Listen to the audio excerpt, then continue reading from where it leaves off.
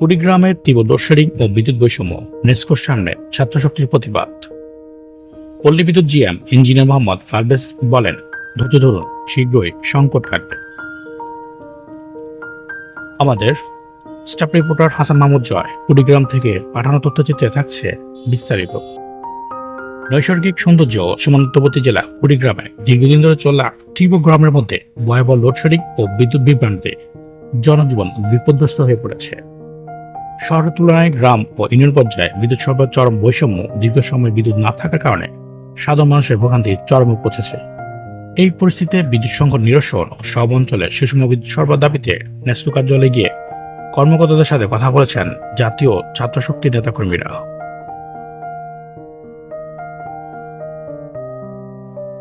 তো বিদ্যুৎ ব্যবহারের ক্ষেত্রে মানুষকে নিরুৎসাহিত করার জন্য এই যে বিভিন্ন স্ল্যাব দেখেন, 400-র উপরে গেলে 15 টাকা 1 পয়সা, আর যদি আপনি 600-র উপরে কনজাম করেন তার মানে আপনি অনেক এলিট শ্রেণীর মানুষ।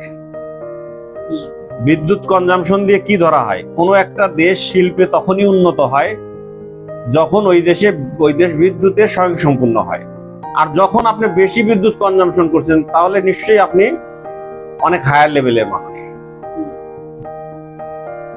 তো যেটা হয়, গতকালকে যেটা হয়েছে, সন্ধ্যার পরে আমাদের বরাদ্দ ছিল 9 মেগাওয়াট, চাহিদা ছিল 13.5 মেগাওয়াট। আমরা বরাদ্দ পাচ্ছি 7 মেগাওয়াট, ভাইরাস আমার চাহিদা 12 মেগাওয়াট। কখনো কখনো এরকম হচ্ছে যে দেখা যাচ্ছে আমার চাহিদা 13-13.5 মেগাওয়াট, সন্ধ্যার পরে সাধারণত চাহিদা বেড়ে যায়। আপনারা জানেন যে সন্ধ্যার পরে লাইট ফ্যান সবাই চালিয়ে দেয়, তখনকার কিন্তু লোডের পরিস্থিতিটা ভিন্ন রকম থাকে। যেমন আজকে আমার সকালে 9টার সময় লোডশেডিং ছিল 27%, এরপরে 10টার সময় আমার লোডশেডিং ছিল 35%, তারপরে 11টার দিকে আবার লোডশেডিং 5%, 12টার দিকে লোডশেডিং হচ্ছে আমার 4%,